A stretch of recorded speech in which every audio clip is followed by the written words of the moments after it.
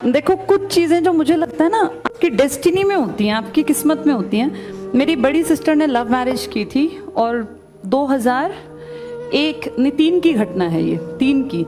उस जमाने मतलब 20 साल पहले तो उन चीज़ों को पॉजिटिव नहीं लिया जाता था। तो मेरे दिमाग में ये था कि भाई मैं किसी भी कंडीशन पे अपने पेरेंट्स के अकॉर्डिंग अरेंज मैरिज ही करूंगी। और जो विक्रम वाली बात सर ने बताई ना, तो मेरी इमेज इस तरह की थी कि मैं थोड़ा स्ट्रिक्ट टाइप की लड़की हूँ। और मैं आपको बताऊँ, मैंने 12th क्लास में एक लड़के को पीटा भी था क्योंकि उस बेवकूफ़ गधा टाइप का लड़का था।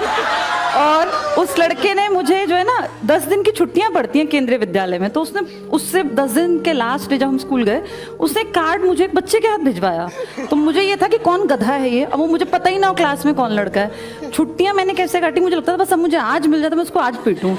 जब मैं छुट्टियों के बाद पहले दिन स्कूल गई तो मैंने पहले मेरे साथ जो बैठी रीटा, उससे पूछा ये लड़का कौन है। तो उसने अरुण नाम था शायद उस लड़के का। उसने बताया, अब कहीं सुनेगा तो सोचेगा बबीता मेरे बारे में कहाँ कहाँ बोल रही है। तो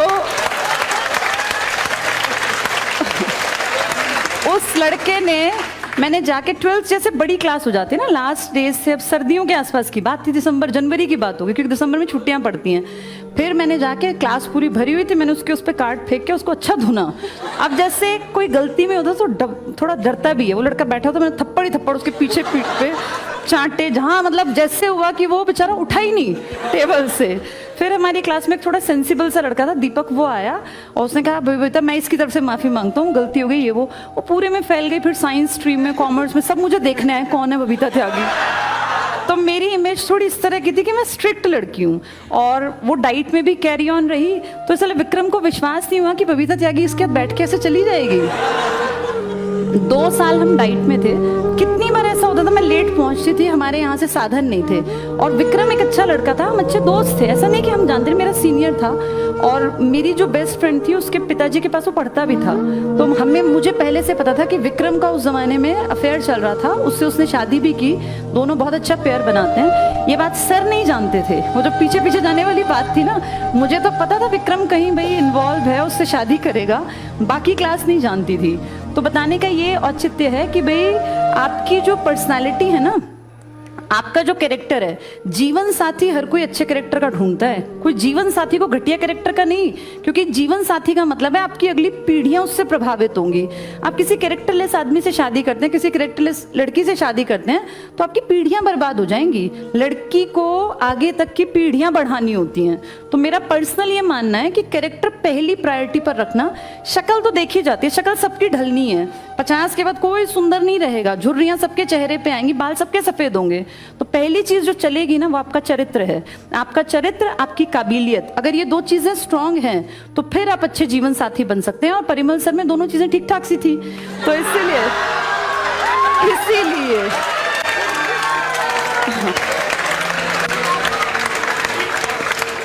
जैसे बहुत बार लोग ना गलत डिसीजन ले लेते हैं आपकी एज में। कितनी बार मैं देखती हूँ कि बच्चों ने गलती में शादी कर ली, फिर आगे बड़ा दुखी होना पड़ा। तो ये 2 चीजें पैरामीटर हैं, आपका चरित्र अच्छा होना चाहिए और आपकी काबिलियत जो आपने प्रूव करके दिखाई हो। वो ये नहीं कि काबिल आप है बस आप ही जानते हैं, ऐसा नहीं होना चाहिए। तो अपने आप को प्रूव करो, फिर ये सब चीजें बहुत अच्छी पॉजिटिव तभी चल पाएंगी। अच्छे रिश्ते पैसे की डिमांड करते हैं, ये कड़वी बात है लेकिन सच्ची बात है। आप अच्छे जीवन साथी तभी बन सकते हैं जब आप कमाते हो। बिना कमाते आप जब गांव में रहेंगे, आपके घर में बिजली नहीं है, टाइम पे गर्म पानी नहीं है, गीजर नहीं है, तो आप कितनी अच्छी लड़की चुन लेना, रोज आपको ताने मारेगी और फिर आप उससे फेडअप हो जाओगे। तो इसलिए अच्छा जीवन साथी जब चुनो तो ये भी ध्यान रखना कि वो इंडिपेंडेंट होना चाहिए, पैरों पे खड़ा हो, दोनों मिलके इतना कमाओ कि अपनी लाइफ को बेहतर बना सको। हम कोई अमीर घर में नहीं पैदा हुए, सर किसानों के परिवार से थे, मेरे फादर एक छोटी सी जॉब में थे। हाँ, बस इतना था कि हम दोनों ब्लेस्ड थे, हमें पढ़ने लिखने का माहौल मिल गया। लेकिन देखो, हम दोनों ने अपनी लाइफ को खुद एक सही डायरेक्शन दी।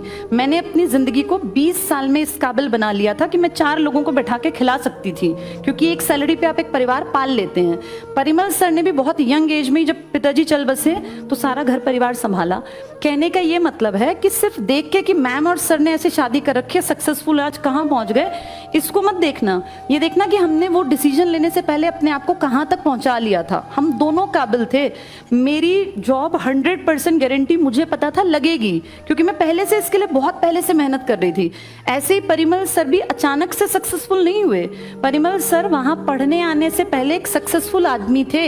तो जब दो सक्सेसफुल लोग मिलके आगे चलते हैं ना, तो वो जिंदगी को बहुत बेहतर बना पाते हैं। तो सिर्फ किसी को ऐसे देख के ही सोचना कि हम भी ऐसे बन जाएंगे, ऐसा पॉसिबल नहीं है। बहुत मेहनत करनी पड़ेगी। तुम्हें आज हम यहाँ खड़े हुए दिखते होंगे, बहुत लोगों को लगता होगा ऐसे ही हम भी आगे जाके बन सकते हैं, लेकिन हमने बहुत मेहनत की है। हम मेहनत करके कोई भी हम जैसा या हमसे बहुत बेहतर बन सकता है। और मेरी तो दिली इच्छा है कि तुम खूब पढ़ो, खूब लिखो, आगे बढ़ो और हमसे बेहतर बनो, तो हमें भी दिल से खुशी होगी। ऑल द बेस्ट मेरी तरफ से।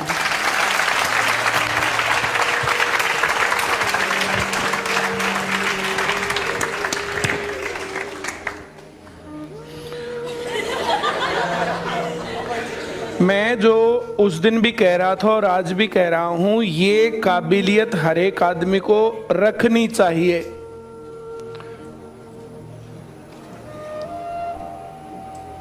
जब मैंने प्रपोज किया और जब मैडम ने हाँ की, तब उसके बाद वैसे तो मुझे लव मैरिज नहीं करनी थी, घर वालों की ही मर्जी से शादी करनी थी, लेकिन अब तो करनी ही पड़ेगी। मैं जो कह रहा हूं समझ में आ रहा है? और कार्ड देने पर पिटाई करने वाली और ये सब चीजें दिखती तो है ना, या नहीं दिखती बिहेवियर में? क्यों? एक कोई कहे बोला तू सुमन ने जाना है, बोला कौन सी वो आइसक्रीम के चक्कर में किया, तो के पास से मोटरसाइकिल पे बैठ ले थी। या जिसकी ये इमेज कि बबीता त्यागी तेरे पीछे हो ही नहीं सकता। उसके बाद हमारी जो जैसे कोचिंग पूरी हो गई, कोचिंग पूरी होने के बाद हम जर्नली हर रोज मिलते थे। क्या होगा, एक आधा दिन बीच में मिस होता था, तो जर्नली मिलते थे। तो विक्रम के पास मुझे कोई काम था, विक्रम के पास मैंने फोन किया और उधर ही जो है नजफगढ़ का वो था, तो उधर ही मैडम जो है जटीकरा गाँव की थी। तो फिर मैंने कहा कि मुझे नजफगढ़ आना है और ये काम ऐसे, एक छोटा सा काम था। बोले इस काम के लिए नजफगढ़ आएगा? नहीं, मुझे आना ही है। तो फिर मैं वहाँ गया, मैं मिला उससे, तो फिर वो काम हो गया। बोलो तुझे क्यों आना था? और मुझे बबीता से मिलना था। तुम अब भी मिलते हो? मैं कहा हाँ। बोला आई कांट बिलीव। मैं मेरे साथ चल। कुछ लोग देख करके ही मानते हैं।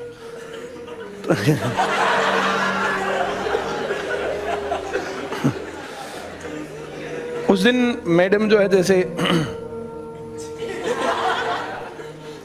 3 दिन में हम मिले थे।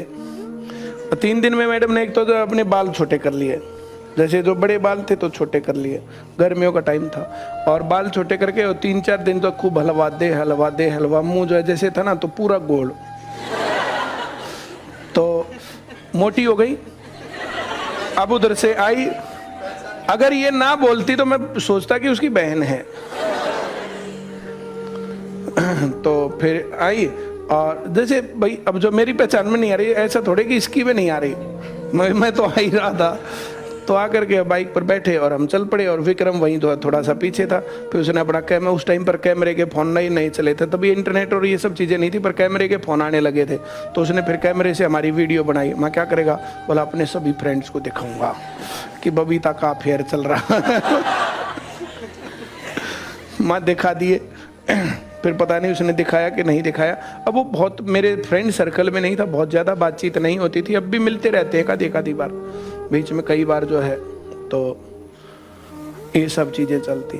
तो डिसीजन कैसे लेना चाहिए और आप लोगों को हाँ ही मिले, उसके लिए आपकी लायकियत क्या होनी चाहिए, हाँ या ना? और ये हम लोगों ने बहुत जल्दी डिसाइड किया, बहुत जल्दी डिसाइड करके ये सब चीज़ें हुई। वो जिंदगी का तजुर्बा था तब मेरे पास।